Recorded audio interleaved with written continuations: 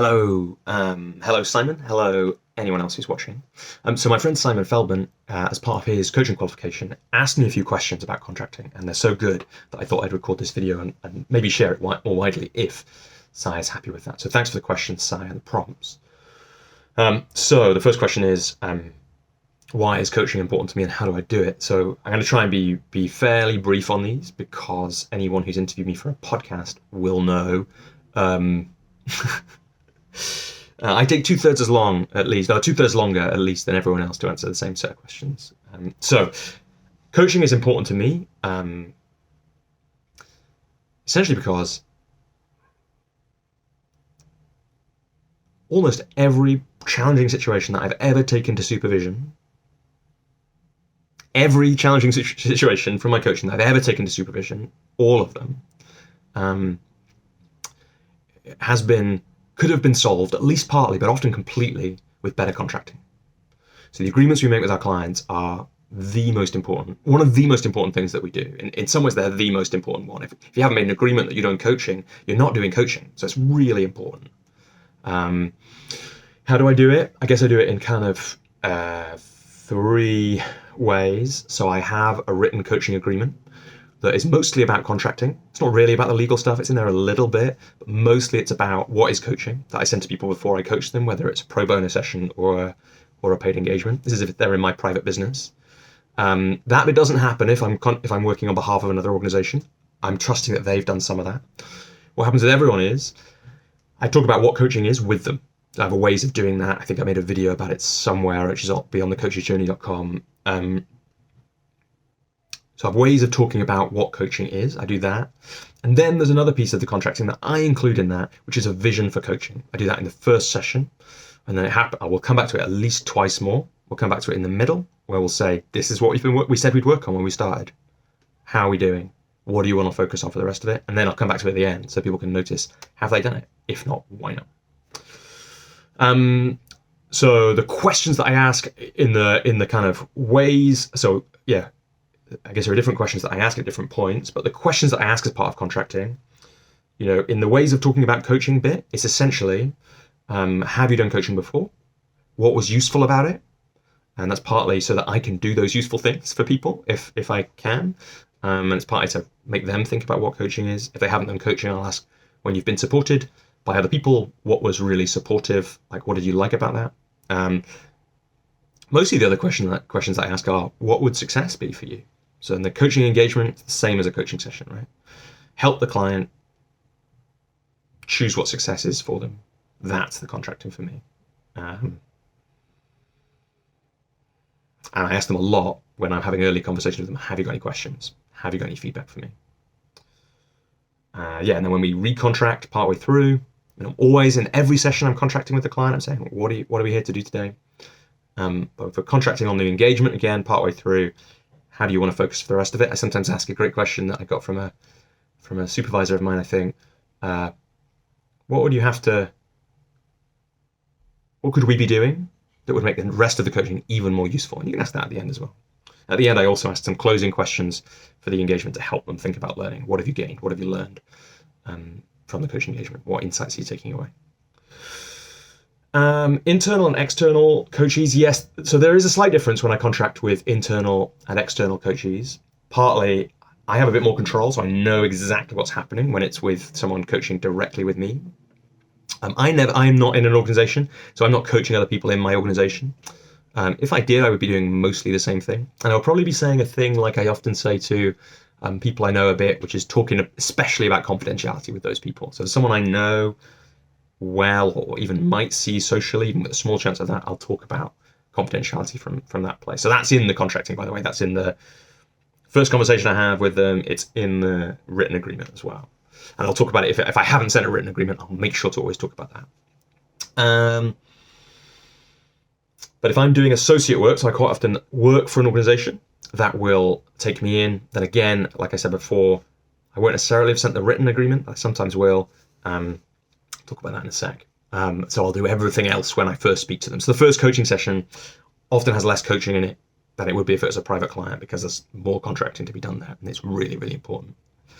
In terms of face-to-face online, it's basically the same. I guess I say a few things about working on Zoom, and I record the session, so I ask the clients if they want me to do that. If they do, it's really easy on Zoom. All my work has some Zoom work these days. I don't do any, only face-to-face stuff, so there's always conversations about online, basically. With stakeholders, contracting with stakeholders, like people who have purchased the coaching for their team members or similar,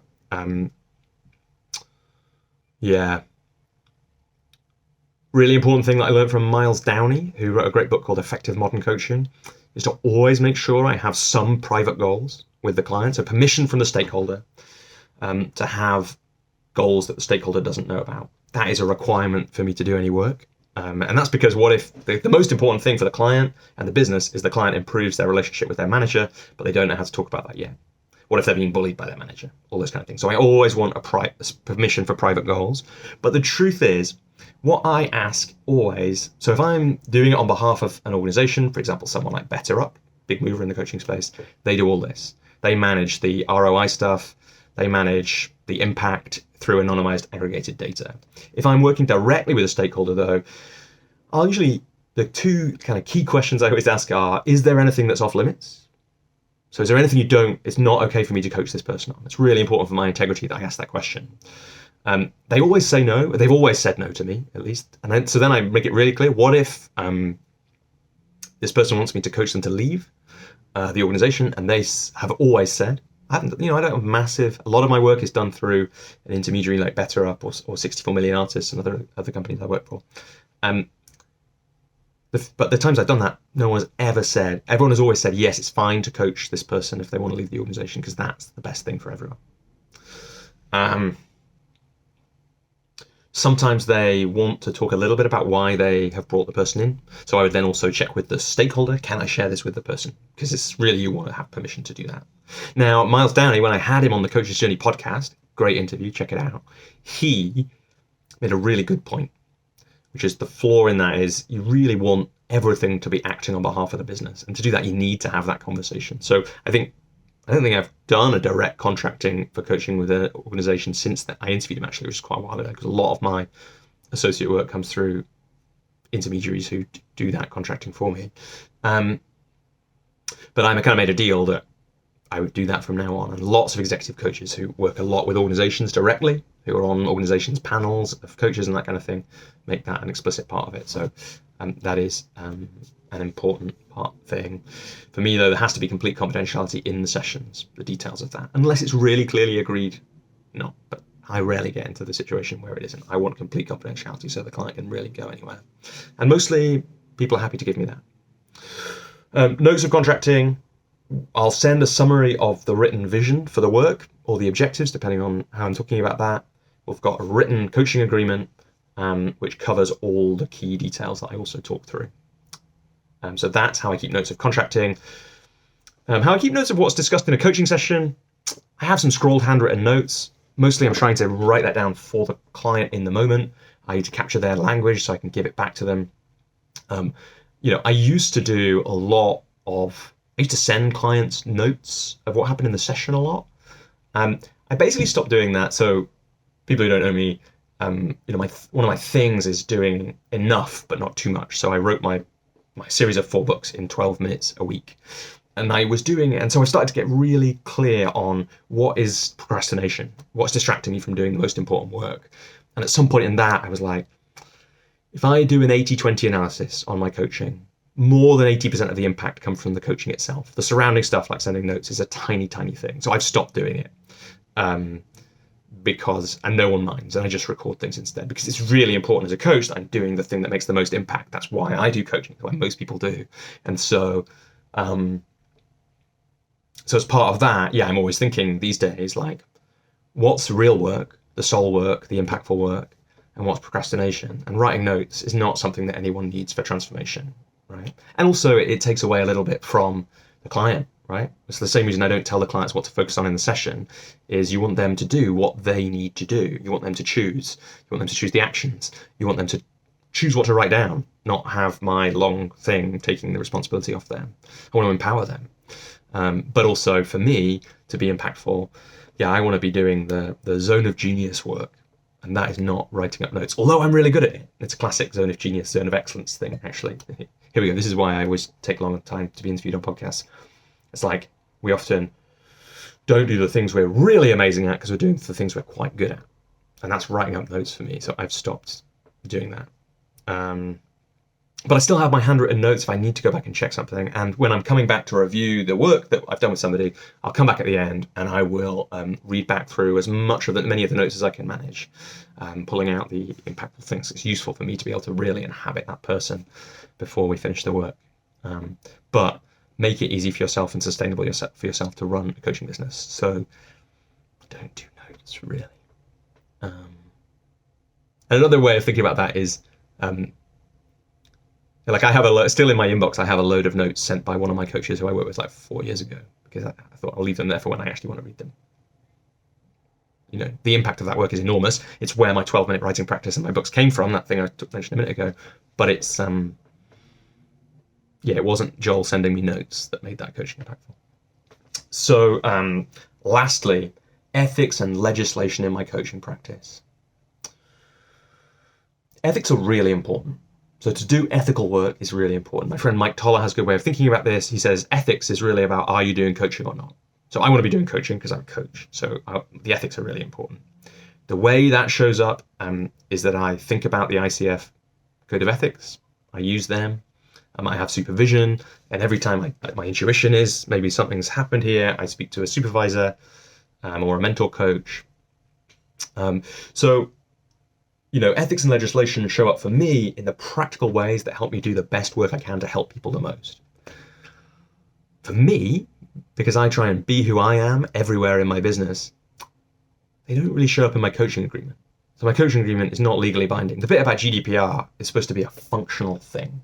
It says like, really, I'm going to keep some notes. I'm going to do what I can, but I'm a human to keep them safe. And I'm not going to do anything with them that my mum would find annoying, or I would find annoying, or my mother-in-law would find annoying. That's what it says in my agreement. So I'm not going to sell your contact details to other people, but I might introduce you to people who I think you'd be thrilled to introduce to. And I try and make it as human as possible. Other legislation, like safeguarding, I don't think about much until it happens. And then if I was about to sign up, for example, to do some work with an under 18, I would speak to a mentor coach. I'm pretty sure one of my two will have come across that before. There are two that I've worked with at different times. I speak to somebody I know about it and ask the question then. And I probably Google what ICF say about it. International Coaching Federation, if you don't know. I think on ethics and legislation, that's that really. There's a free ethics training that the ICF have on their website. It's worth doing. It made me rethink about a couple of things.